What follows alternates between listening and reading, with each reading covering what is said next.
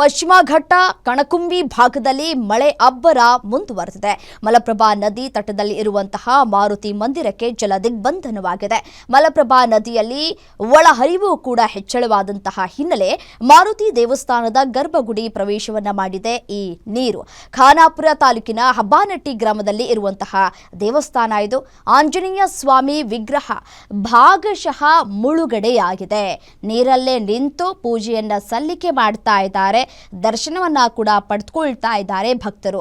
ಮಳೆ ಹೆಚ್ಚಾದರೆ ದೇಗುಲ ಸಂಪೂರ್ಣವಾಗಿ ಮುಳುಗಡೆಯಾಗುವಂತಹ ಸಾಧ್ಯತೆಗಳು ಕೂಡ ಇದೆ. ಮಲಪ್ರಭಾ ನದಿಯಲ್ಲಿ ಒಳಹರಿವು ಕೂಡ ಹೆಚ್ಚಾದಂತಹ ಹಿನ್ನೆಲೆಯಲ್ಲಿ ದೇವಸ್ಥಾನದ ಮುಂಭಾಗ ನೋಡಿ ಯಾವ ರೀತಿಯಾಗಿ ನೀರು ನಿಂತಿದೆ ಅನ್ನೋದನ್ನ ಗಮನಿಸ್ತಾ ಇದ್ದೀರಿ. ಮತ್ತೆ ಗರ್ಭಗುಡಿಗೂ ಕೂಡ ನೀರು ತಲುಪಿದೆ. ಈಗ ದೃಶ್ಯದಲ್ಲಿ ಗಮನಿಸ್ತಾ ಇದ್ದೀರಲ್ಲ, ಮುಕ್ಕಾಲು ಭಾಗ ಸಂಪೂರ್ಣವಾಗಿ ಮುಳುಗಡೆಯಾಗಿದೆ.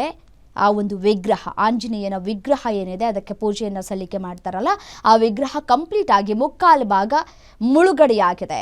ಈ ನದಿಯ ನೀರು ಹೆಚ್ಚಾಗದಂತಹ ಹಿನ್ನೆಲೆಯಲ್ಲಿ ಇನ್ನೂ ಇದೇ ರೀತಿಯಾಗಿ ಮಳೆ ಮುಂದುವರಿದು ಒಳಹರಿವು ಹೆಚ್ಚಳವಾದರೆ ಕಂಪ್ಲೀಟ್ ಆಗಿ ವಿಗ್ರಹ ಮುಳುಗಡೆಯಾಗುವಂತಹ ಸಾಧ್ಯತೆಗಳು ಕೂಡ ಇದೆ. ಭಕ್ತರು ಹೊರಗಿನಿಂದಲೇ ಸ್ವಾಮಿಗೆ ಪೂಜೆಯನ್ನು ಮಾಡಿ ಅಲ್ಲಿಂದ ತೆರಳ್ತಾ ಇದ್ದಾರೆ.